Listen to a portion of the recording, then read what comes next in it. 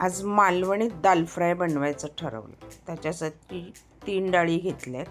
अगदी थोड्या थोड्या 2 टेबलस्पून तूर डाळ, मसूर डाळ आणि मूग डाळ अशी तिन्ही डाळीची मालवणी डाळ बनवतात, पण ती थोडी वेगळी असते. मी याला थोडंसं दाल फ्रायचं हे देण्याचा प्रयत्न केला आहे, स्वाद. तिन्ही डाळीनं चांगल्या मऊ शिजवून घ्यायच्या. पहिल्या शिजवताना त्याच्यात तूप अर्धा चमचा, जिरं, हळद. आपण नेहमी डाळी शिजवतो ना तशाच मालवण्यात अशा तूप, हळद, जिरं घालून डाळ शिजवतात, म्हणजे ती शिजते मऊ आणि स्वाद चांगला येतो डाळीला, जिऱ्याचा, हळदीचा आणि तुपाचा.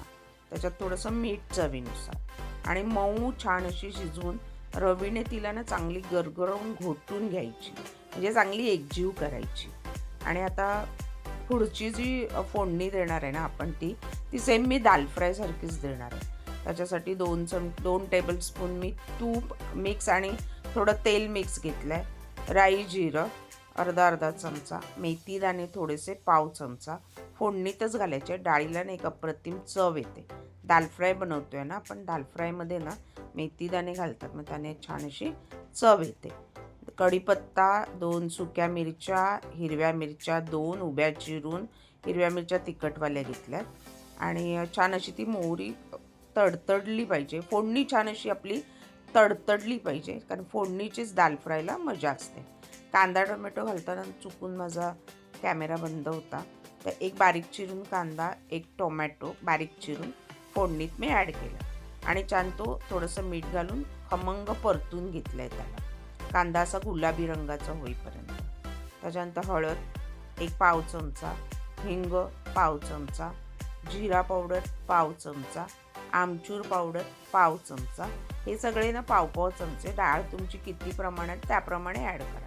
मालवणी मसाला वापरला 1 चमचा. कसुरी मेथी वापरली आहे साधारण मूठभरपेक्षा कमी, 1 चमचा पकडा. त्याच्यानंतर बेसन 1 चमचा. हॉटेलमधल्या दाल फ्रायला ना 1 चमचा बेसन घालतात फोडणीमध्ये. थिकनेस तो येतो आणि दाल फ्रायला ना अप्रतिम अशी एक चव येते बेसनची. तुम्ही चण्याची डाळही त्या 3 डाळींबरोबर भिजत घालून शिजत घातली ना तरी चालेल, त्याने सुद्धा आपली डाळ मस्त होते. पण बेसन असं छान फोडणीत भाजलं ना खरपूस, तर बेसनची चव अजून वाढते. आता हे छान कोथिंबीर त्याच्यात ॲड केले, बेसन छान परतून घेतलं आहे. आता मालवणी का म्हटलं तर ह्याच्यात मी ओलं खोबरं घालणार आहे, पण ते लास्टला. आता फोडणी सेम आपली दाल फ्रायची फोडणी आहे. आपली जी डाळ घोटून ठेवली आहे ती ह्याच्यामध्ये ॲड करायची. त्याच्यानंतर गरम पाणी कडकडीत एका बाजूला गॅसवर ठेवायचं. ह्याच्यात गरमच पाणी ॲड करायचं, थंड पाणी नाही. थंड पाण्याने त्याची चव जाणार. तर किती घट्ट पातळ हवं त्याप्रमाणे थोडं पाणी जास्त घाला. बेसन घातलं असल्यामुळे ही डाळ थोडी घट्ट होत जाणार. आणि दाल फ्राय म्हटलं की ती घट्टच असते, पातळ नसते. छानपैकी एकजीव करून रंग बघा काय मस्त आले. आहा, दाल फ्राय पक्का मालवणी दाल फ्राय. छान उकळली केकली. अर्ध्या सुपारी एवढं चिंच टाकली, चिंचेचा गोळा टाकला. आंबट तिखट अशी मस्तपैकी चव येते.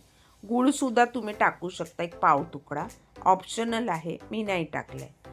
आणि चिंच टाकली, उकळली मस्तपैकी. आता ओलं खोबरं एक साधारण अर्धी वाटी ओलं खोबरं मी त्याच्यात ॲड केलं आहे. ओलं खोबरं म्हणजे मालवणी दाल फ्राय, तर ओलं खोबरं लागेलच, त्याच्याशिवाय डाळीची मजा कशी येणार.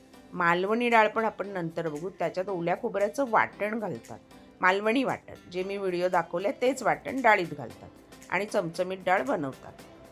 मालवणात डाळीचे भरपूर असे प्रकार आहेत, त्यातला हे वेगळा प्रकार. थोडा मी त्याला टच दिला आहे दाल फ्रायचा. करून बघा, भाकरीबरोबर, चपातीबरोबर, आणि नुसता मऊ भात असेल ना आणि उकडा राईस असेल तर अप्रतिम. वरून थोडंसं बटर घातलं आहे चवीसाठी. तयार आहे मालवणी दाल फ्राय.